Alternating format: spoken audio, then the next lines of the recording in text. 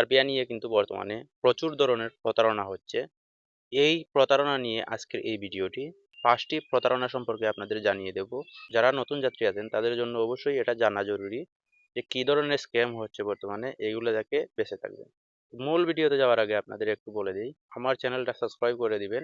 আমার চ্যানেলটা বর্তমানে ডাউন হয়ে গেছে, আশা করি আপনারা যদি সাবস্ক্রাইব করে দেন তাহলে চ্যানেলটা আবার আনফ্রিজ হয়ে যাবে। তো আগে কিন্তু এই স্ক্যামগুলো বেশি হতো, যে পারমিটের স্ক্যাম আছে ওইটা বেশি হতো। বর্তমানে এই পারমিটের স্ক্যাম কিছুটা কমে এসেছে, তার কারণটা হচ্ছে ইপিজেড আইডেন্টিফিকেশন। এটার কারণে বর্তমানে পারমিটের স্ক্যামটা কিছু কমে এসেছে, পারমিট নিয়ে আর আগের মতো স্ক্যাম হচ্ছে না। প্রথম যে স্ক্যামটা আছে এটা হচ্ছে ভিসা জালিয়াতি, কোনো কোম্পানি নাই, কোনো কিছুই নাই, তারপরও আপনাকে বলতেছে, আপনাকে সরাসরি কিন্তু বলতেছে কোনো কোম্পানি নাই, আপনাকে ভিসাটা করে দিবে কন্ট্রাক্টের মাধ্যমে, এয়ারপোর্ট কন্ট্রাক্টে আপনাকে পাঠিয়ে দিবে, সম্পূর্ণ ভিসাটা হয়ে যাবে 20 দিনের মধ্যে, 1 মাসের ভিতরে আপনি ফ্লাই করতে পারবেন। তো দেখুন, নর্মাল নিয়মে যদি আপনি যান তাহলে অবশ্যই 4 থেকে 5 মাস, সর্বনিম্ন 5 মাসের প্রয়োজন আছে যে ভিসাটা কমপ্লিট করতে। আর আপনি এখানে চলে যাচ্ছেন 20 দিনে, 20 দিনে সবকিছু হয়ে যাচ্ছে। এটা আপনি ধরে নিতে পারেন যে স্ক্যাম।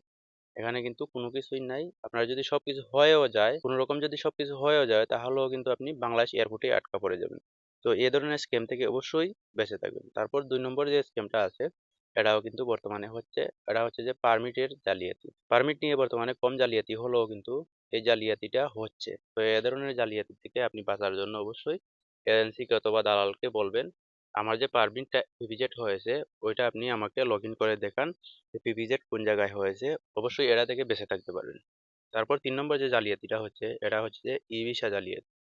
আপনারা জানেন যে ই ভিসা বাংলাদেশিদের জন্য হয় না, এটা নিয়ে কিন্তু আমি অনেক ভিডিওতে বলেছি। আমিও স্ক্যামের মধ্যে পড়েছিলাম, তো এই স্ক্যাম থেকে বেঁচে এসেছি। তো অবশ্যই আপনারা এই স্ক্যাম থেকে বেঁচে থাকবেন। ই ভিসা কিন্তু বাংলাদেশিদের জন্য হয় না, অন্যান্য দেশিদের জন্য হলেও হতে পারে। বাংলাদেশিদের জন্য বর্তমানে এখনো পর্যন্ত ই ভিসা নাই। ই ভিসা আপনি ইচ্ছা করলে গুগলে সার্চ করে দেখতে পারেন, বাংলাদেশিদের জন্য এখনো পর্যন্ত এলিজেবল না ই ভিসা।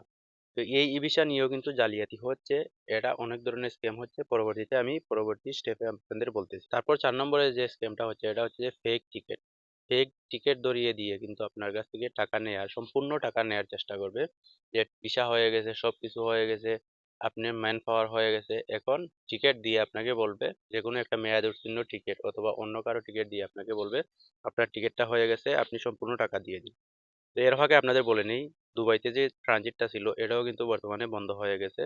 ট্রানজিট ভিসা দেওয়া দুবাই এখনো পর্যন্ত বন্ধ রেখেছে। তো অবশ্যই আপনারা এই বিষয়গুলো থেকে বেঁচে থাকবেন। এই যে ফেক টিকিট আছে এগুলো চেক করবেন, এগুলা ঠিকঠাক আছে কিনা, মেয়াদ আছে কিনা ভালো করে চেক করে তারপর টাকা পে করবেন। তারপর 5 নম্বরে যে বিষয়টা আছে এটা হচ্ছে যে কিছুই নাই, মানে এখানে কিছুই নাই, মূল ডকুমেন্ট কিছুই নাই, সবকিছু যা আছে সবকিছু ফেক। আপনাকে কম্পিউটারে টাইপ করে একটা ভিসা ধরিয়ে দেবে এবং ওটার মধ্যে একটা নাম্বার দিয়ে দেবে। ওই নাম্বারের মাধ্যমে আপনি ভিসা চেক করতে পারবেন। তারা কিন্তু ওয়েবসাইট বলে দিবে, তাদের ব্যক্তিগত ওয়েবসাইট। ওই ওয়েবসাইটে গিয়ে ভিসাটা চেক করবেন, দেখবেন সবকিছু ঠিক আছে, আপনাকে সব দেখাবে। দিল্লি থেকে ভিসাটা অ্যাপ্রুভ হয়েছে, দিল্লি থেকে ভিসাটা হয়েছে, আপনার নাম আছে, আপনার বাবার নাম আছে, পাসপোর্ট নাম্বার আছে, সবকিছু আছে। কিন্তু মূলত কিছুই নাই, এটার ভিতরে কিছুই নাই। যা কিছু বানিয়েছে তারা নিজে সব বানিয়েছে, পারমিট বানিয়েছে, ভিসা বানিয়েছে, পরবর্তীতে আপনাকে টিকিটও দিবে, ম্যান পাওয়ারও দিবে, সবকিছু তাদের ব্যক্তিগত। টাকা নেওয়ার পর দেখা যাবে এটা কিছুই নেই, সবকিছু যা পেয়েছেন সব ভুয়া। এই যে স্ক্যামটা, এটা কিন্তু কদিন আগে আমি ধরিয়ে দিয়েছি, আমি একটা ভিডিওর মধ্যে দেখিয়েছি তারা কিভাবে এগুলা করে থাকে। তো এই বিষয়গুলা থেকে আপনি অবশ্যই বেঁচে থাকবেন। এই বিষয় থেকে বেঁচে থাকার জন্য যেই পদ্ধতিটা আপনি অবলম্বন করবেন, আগে ওই এজেন্সি থেকে কয়জন লোক সার্বিয়াতে গিয়েছে, তাদের এজেন্সির ভিসা রেশিও কেমন, কারা অরিজিনালি গিয়েছে, এই বিষয়গুলো চেক করেন যদি, তাহলে আপনি তাদেরকে ধরে নিতে পারবেন। তো অবশ্যই বিদেশ যাওয়ার আগে ভালো এজেন্সি থেকে নির্বাচন করবেন, ভালো এজেন্সি নির্বাচন করবেন। বাংলাদেশে যে এজেন্সিগুলো আছে, ছোট ছোট ধরনের এজেন্সিগুলো আছে, এগুলা বেশিরভাগই ফেক হয়ে থাকে, ফেক ভিসা দিয়ে থাকে। তো অবশ্যই রিক্রুটিং এজেন্সি যাচাই করার আগে, ওই রিক্রুটিং এজেন্সিতে যাওয়ার আগে ওই রিক্রুটিং এজেন্সির আরএল নাম্বার আছে কিনা, তারা সরকারের কাছে দায়বদ্ধ কিনা, এজেন্সির ভিসা রেশিও কেমন, ব্যাকগ্রাউন্ড কিরকম, কারো টাকা মেরে দিয়েছে কিনা, এগুলো আপনি অবশ্যই যাচাই করবেন। না হলে কিন্তু আপনি একটা না একটা প্রতারণার ফাঁদে পড়ে যেতে পারেন। এগুলা থেকে সতর্ক থাকার চেষ্টা করবেন। এখানে বিদায় নিচ্ছি। আসসালামু আলাইকুম।